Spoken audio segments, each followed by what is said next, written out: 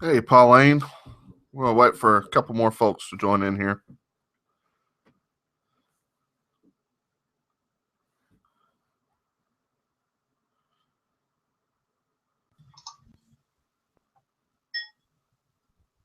Hey, there we go. Hi. How are you? Good. How are you? Well, I'm going to try to figure this thing out. Oh no, take your time. Got a couple more folks that are going to join us. Yeah, it looks like a good number. One of the limitations I found, and I ended up emailing a guy, was with the Hangouts. You can only have 10 people like participating, which I was like, that's kind of a bummer. So I really wanted to find a uh, larger way to get more folks involved. But it is what it is. Well, did you have that many people respond? Yeah, we had I think 13 or 14 respond Oh that wow. wanted to be part of it. Well, hopefully they all arrive. Yeah. Let's see here. Yeah, I almost forgot about it until I checked my phone. I was like, oh, we have a hangout.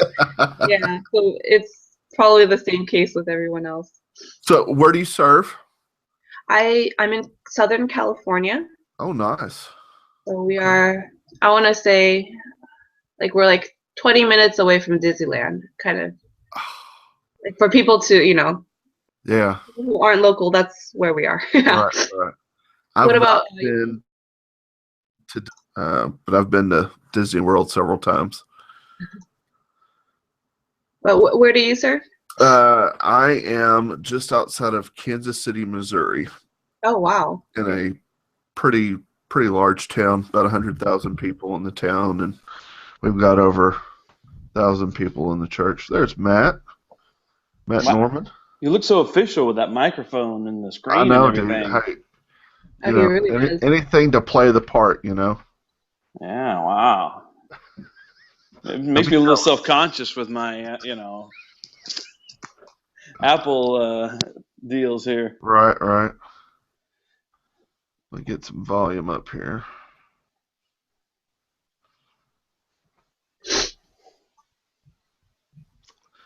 Who Matt, on else? the other end there is Pauline. She is in Southern California, about 20 minutes south of, I guess it could be, I guess, any direction.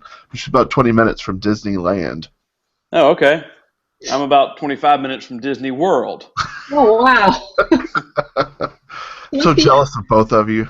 it should be like the afternoon for you by then. Yeah, it's No? 1:20 in the afternoon for me. Ah. Well, we are good morning or good Yes. afternoon. Yeah. Yeah. Yeah. Let's What go have I ahead and dig missed? into the conversation if we could and talk about just maybe some goals or some things that we are wanting to work towards in 2016.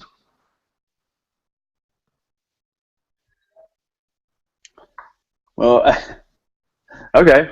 My goals are obviously going to be a little different than most of the people that might be on this, that might join us, because I'm moving away from children's ministry and into church planting. Um, so, my goals are all related to planting this new church.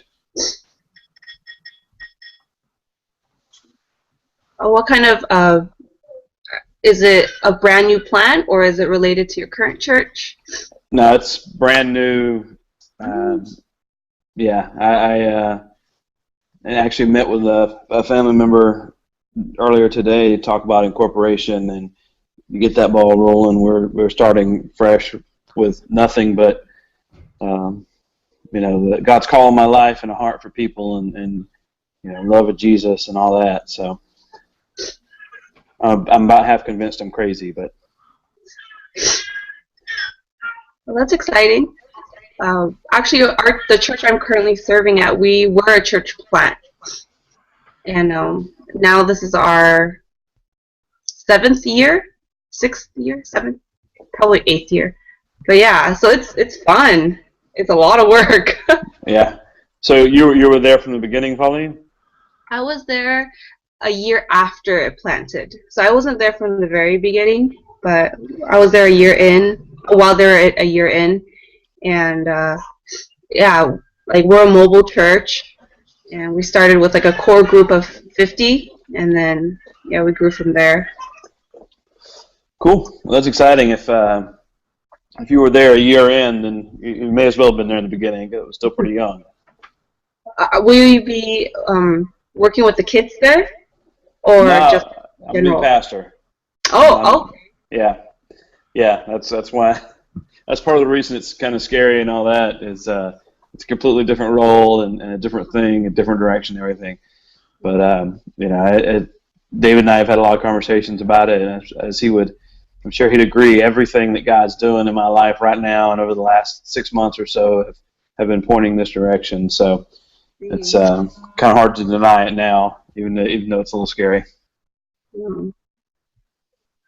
Yeah, Matt spent several years serving in children's ministry, long-time volunteer, and then the Lord had taken him and his family to a church in Alabama where he got to serve on staff for a year full-time, and has since moved his family back to Florida, where the Lord's really just kind of working in his life to plant a church. And I've got a lot of experience in that, as well as I've helped plant 2 churches. The first one I helped plant was, I don't know, we were in it maybe 4 or 5 months, and things just kind of fell out on it, and then right away we got involved with another church plant and ended up serving there 10 plus years, doing children and youth for a few of those years, and then the remaining time doing specific or serving specifically in children's ministry.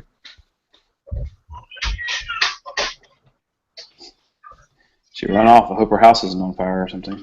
She had to grab her baby. Ah, okay. Yeah. Where is everybody? I've messed all this up, so I don't know. I don't blame them for leaving. That's all right. It's a trial run. I had put it out 15 there people. Uh-huh. But like I mean, I thought Google would have sent out emails to everybody, with a link or something like that, and obviously that didn't happen. So I've got to rethink how all this works. Yeah. Well, we could play with it between the 2 of us, and then until we get it squared away and yeah, hit it again. So, well, I guess we'll wait for her to get back and get her baby. Yeah. There she is.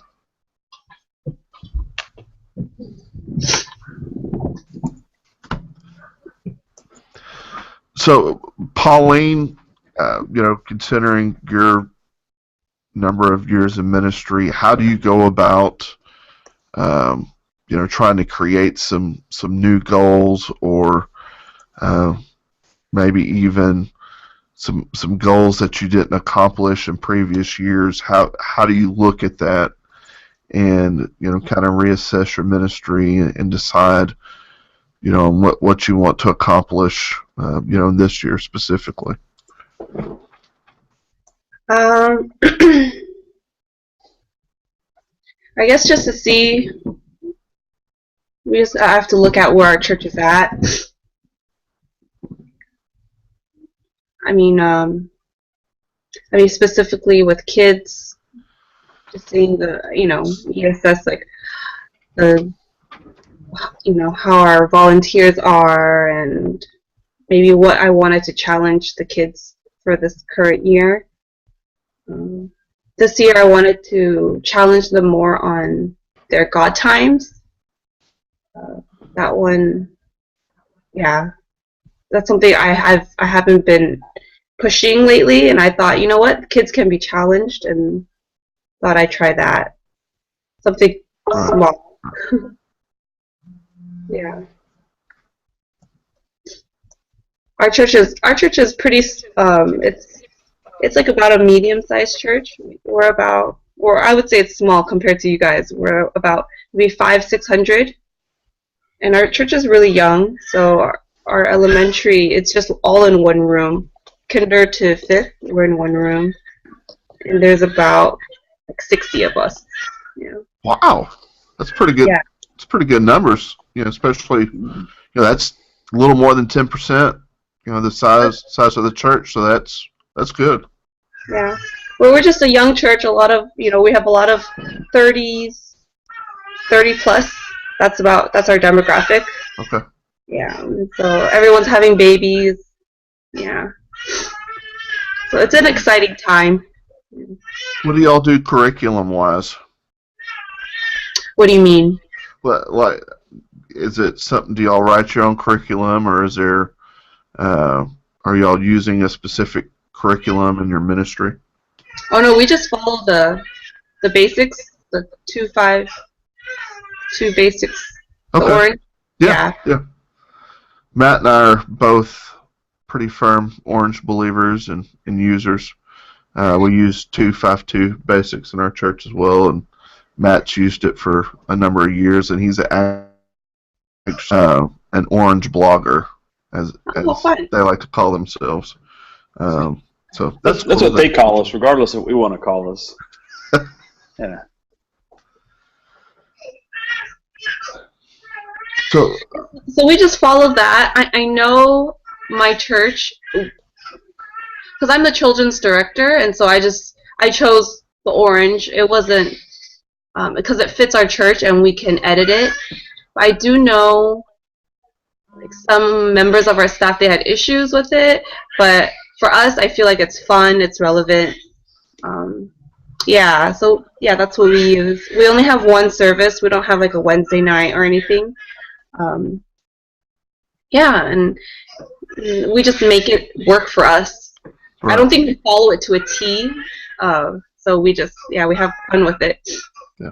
So do y'all do a large group time and a small group time, or is it all just kind of all just large group time? Oh, it's both, yeah. Large group, and then we break off into small group. Good. And it's separate. It's not, some churches, they're all in one room and then they leave. But it's just completely separate. Yeah. Okay. Matt, just in your years of experience, what are some things that maybe those in children's ministry, are there just some flatline goals that every children's pastor needs to enter the new year with, from your experience? Well, I don't know that there's anything necessarily generic, like you said, flatline, other than, our heart always needs to be to reach more kids and to see the kids that we're already ministering to grow. But other than that, I think it's, you got to look at where you're at. Like Pauline said, look at where you're at, look at where you're going. And I think this is a good time of year to, as the children's ministry, look at the purpose of the church. Why is your church there? Because whatever your church, the goals of your church are, your children's ministry goals should mirror that.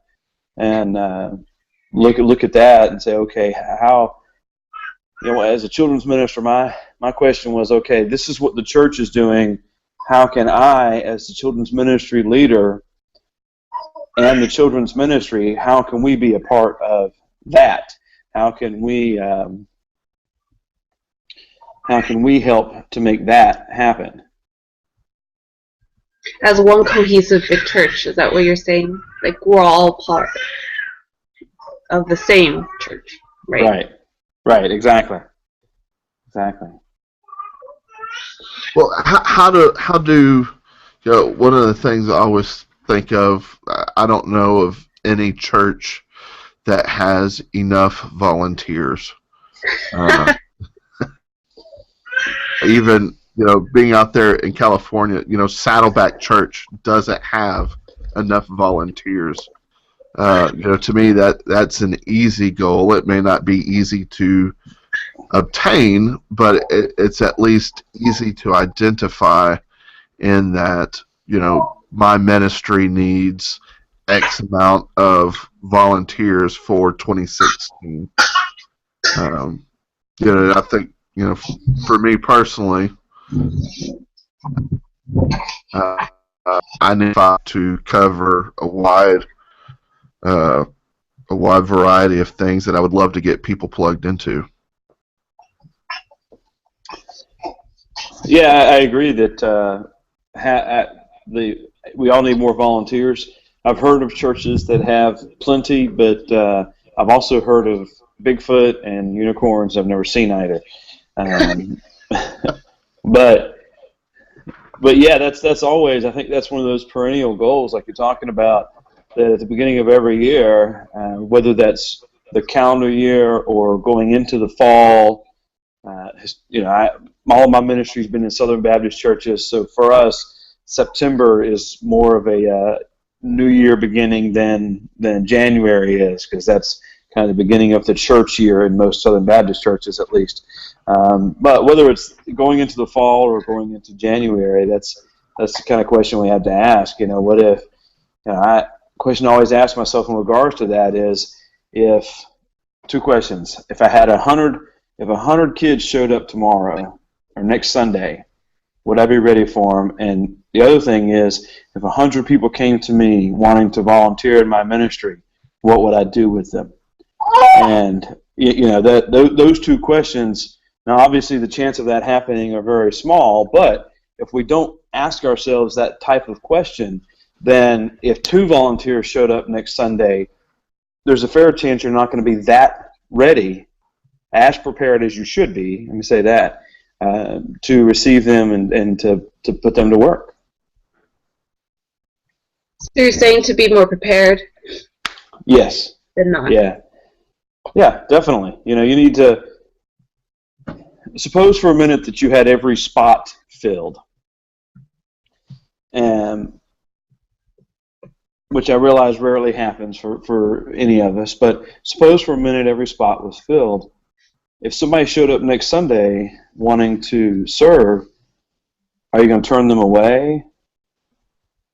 And of course, all of us would say, no, I'd never do that. However, we may do that without intending to do it if they show up and we don't have a plan to integrate them, a spot to put them in, a way to develop them in their service and in their leadership.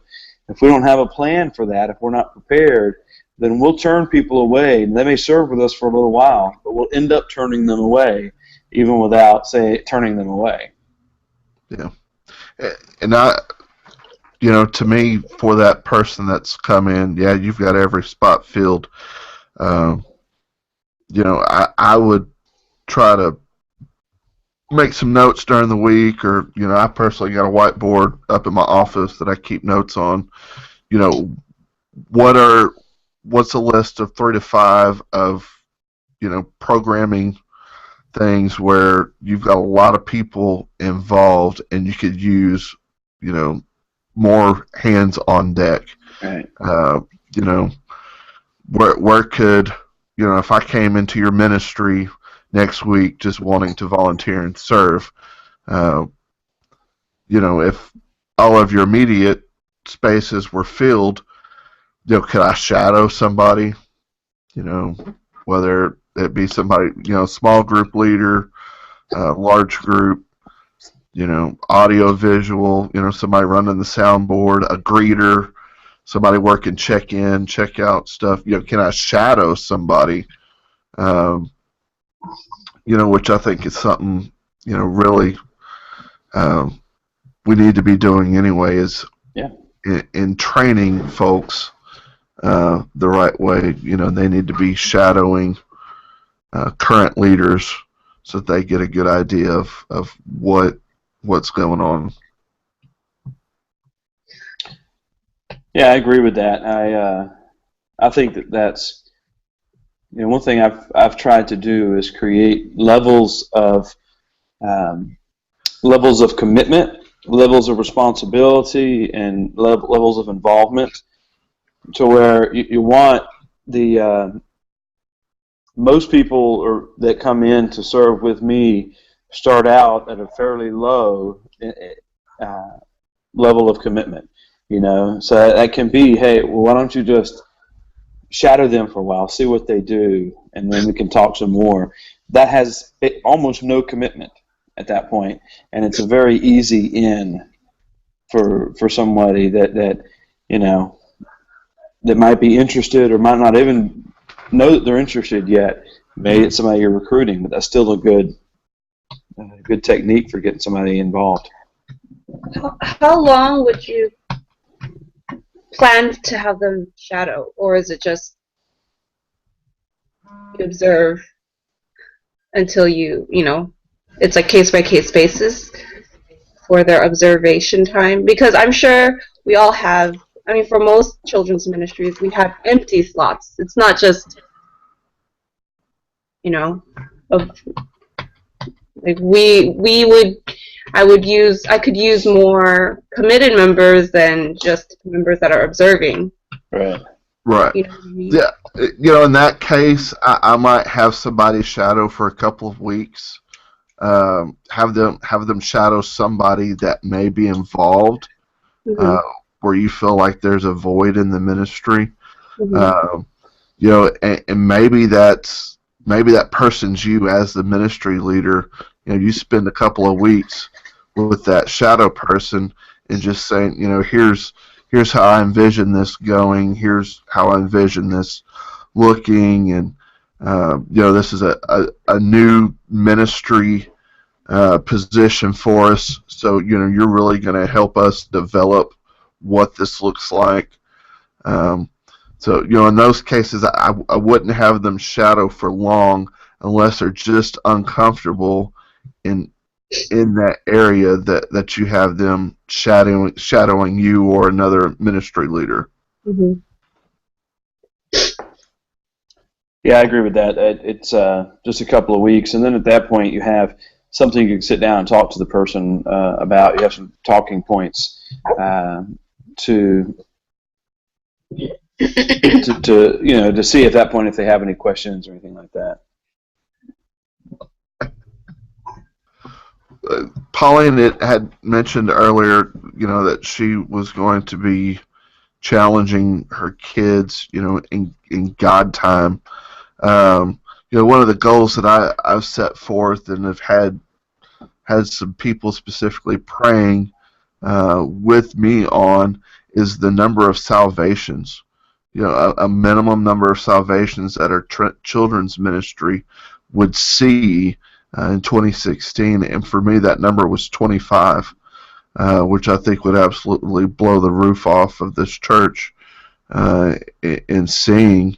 But what do you think about setting those kind of goals in targeting, a specific number of salvations or, some serious growth within your ministry? I think I don't think there's anything wrong with that, with setting that type of goal. The old adage is, if you aim at nothing, you'll hit it every time. Now, some would say, okay, how can we set a goal on salvations when we really have no control over that?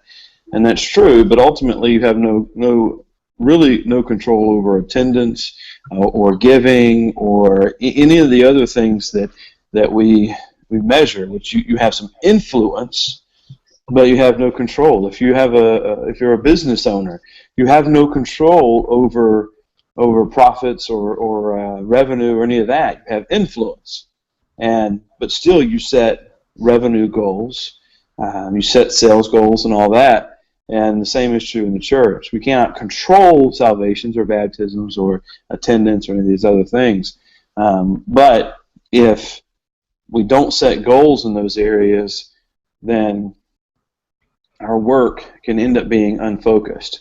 Now, the flip side of that is we have to be careful.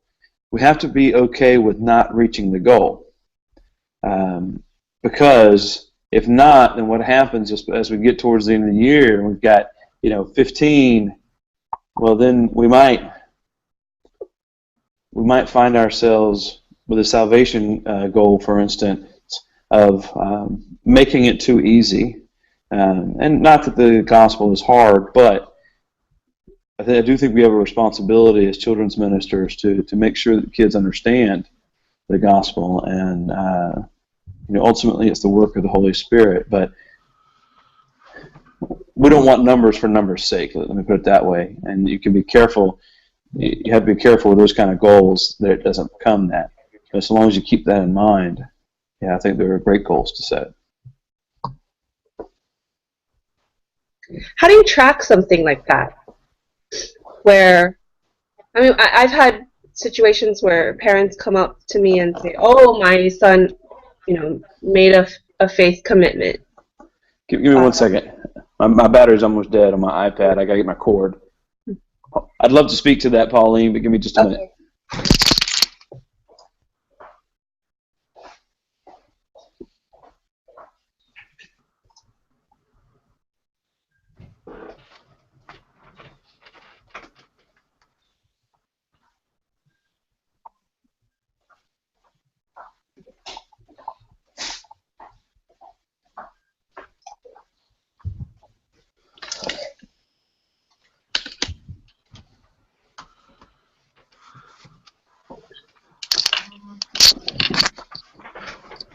All right, there, and that won't die on me in the middle of a response.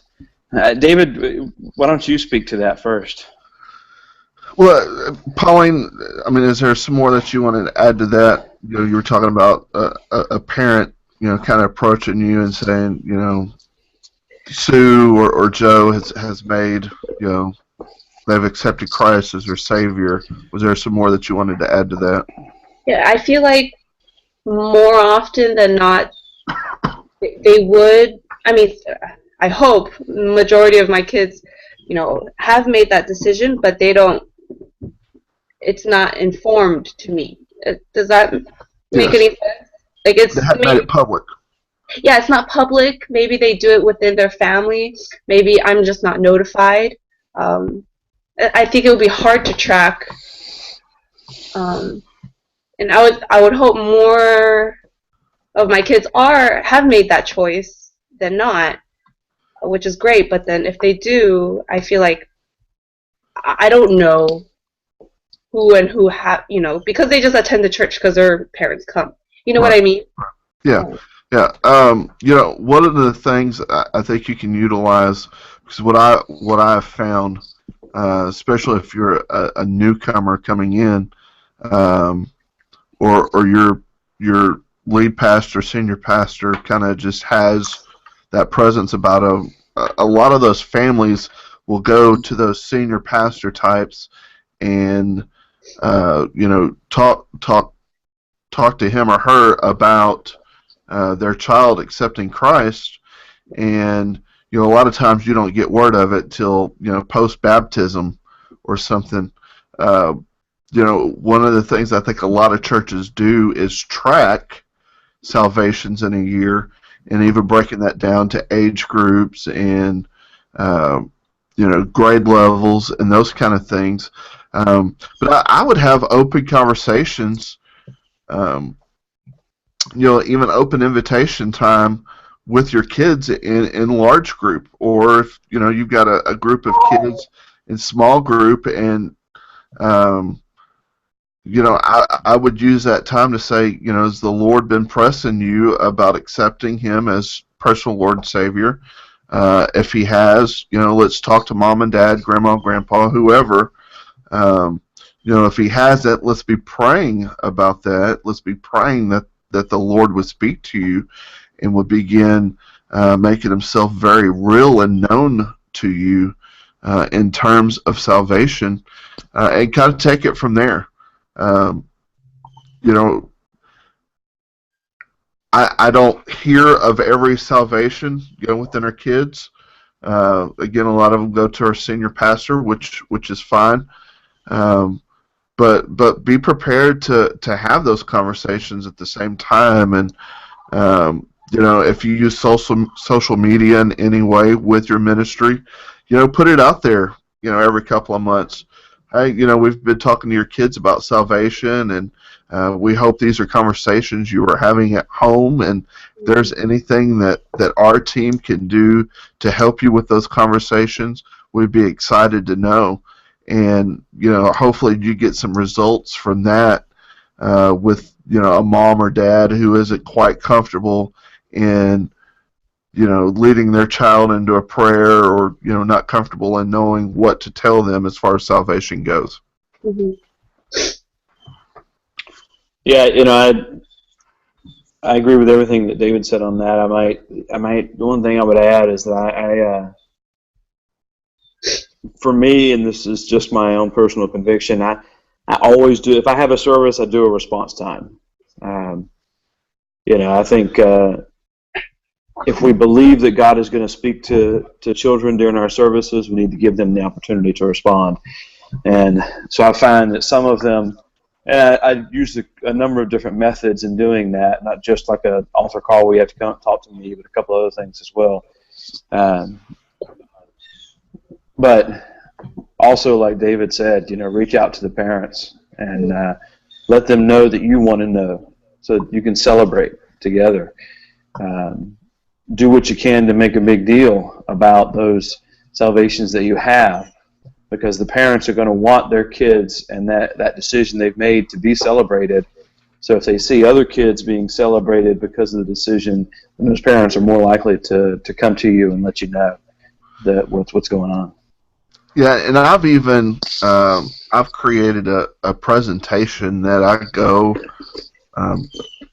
through with the child and the parents there to explain, what salvation is, what baptism is, and so everybody becomes educated in that, and there's hopefully, by the end of the presentation, there's not a whole lot of questions, and if they are, we try to get those answered pretty quick. So, having something put together ahead of time to take with you, and I keep my presentation on my iPad. That way, I've gone into homes, I've had it available after church, those kind of things.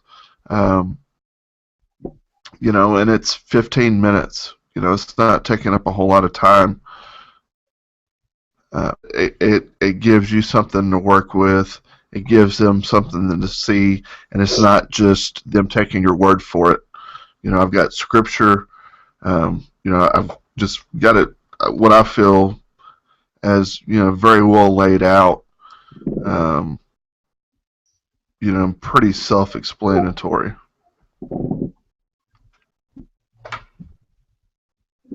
I have a question that it's off topic, but related to parents. How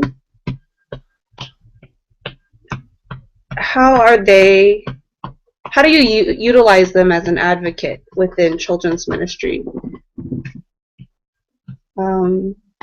without having them as regular small group leaders, but in support of children's ministry? Right. I think one of the things Orange does really, really well it is the amount of involvement that they really stress for parent and child away from church. Between the apps, the take-home papers, just all the content that they have developed over the years. I do believe that Orange has made it very easy to gain support from mom and dad, but also has made it very easy to involve mom and dad in those conversations that have taken place on Sunday, and them carrying over, around the dinner table, or, before Bill and Sue are going to sleep at night. Are they involved on a more hands-on method on your church calendar? That's my question. Okay. Yes and no. Parents always want to be informed. I I think it's, while I haven't done this where I'm at now, I've just been here close to a year. Um, I do think it would be a great idea to have a team of parents um, for you to bounce things off of ministry or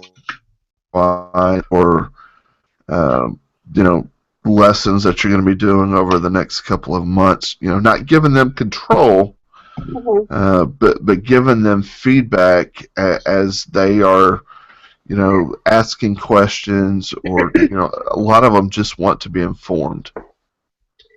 How often would you? Is that a public forum? You know, if I had a group of parents, um, I would try to create that group that so that it would represent almost every age group, if not every age group, so that we get perspective from, you know, kind of every group there. And I would meet. I wouldn't meet just for the sake of having a meeting by any means. But if it was warranted, I'd meet at least once a month with those parents. Mm-hmm. Matt, any thoughts on that? No,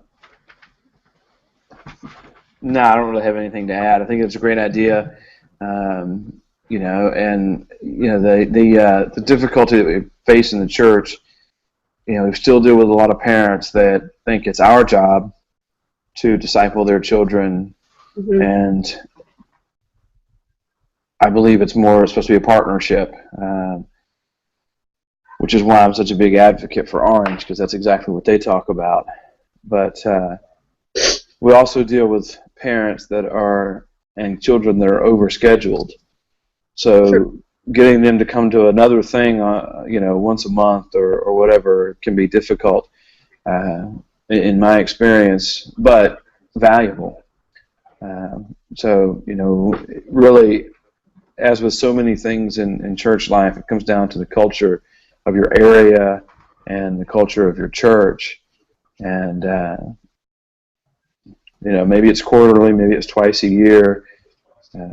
But definitely, and maybe it's not even a formal thing. Maybe it's just, you know, we've got some highly involved, you know, parents, families in your ministry, and instead of having this big, you know, open forum, maybe it's, you know, you're calling one of the moms or dads and saying, hey, you know, what do you think about this thing? Or maybe it's you're going to a visit and saying, hey, this is kind of the direction I think, you know, this thing is going. What are your thoughts? You know, it comes down to what works for your church. And unfortunately, sometimes the only way we know what works is by trying a bunch of things. Yeah. Welcome to church plant, right? You're going to try a bunch of different. That's okay. That's right. That's okay. I'm good at that. So. Well, that's good. Yeah. Well, y'all, I'd earmarked this from, I guess, my time from 12 to 1, and I certainly don't want to put a wrap to this, you know, if it's not warranted. But, you know, if y'all got things to be doing, you know, it's not going to hurt my feelings. I am going to try and edit this down over the next couple of hours and get it posted in podcast form, so that those who could not be with us, and we had several who had even inquired about that, so that they could have that available and kind of get some of our thoughts on the things that we talked about. And certainly would love to do this more often as things come to mind. And Matt and I, we do a podcast every week. You know, just talking about various things, and so it's Very been helpful. Thank you. Yeah. I'm glad you could be a part of it, Matt. I'm glad you could be a part of it as well. And you know, again, we'll try to do more of these as we see the need, and you know, a great idea gets started. Yeah. Thanks for joining us, Pauline. Well, thanks for putting this together. Yeah. Next time there'll be more of us, so you don't have to listen to just me and David talk. Oh no, this actually, I feel like I was able to, I wrote down some notes and things that I could do practically and things to think about. Thank you so much. Good. Good. I'm glad it was of value. Yeah, for sure. You all have a good day. You too. Thank y'all. Yep. Bye-bye.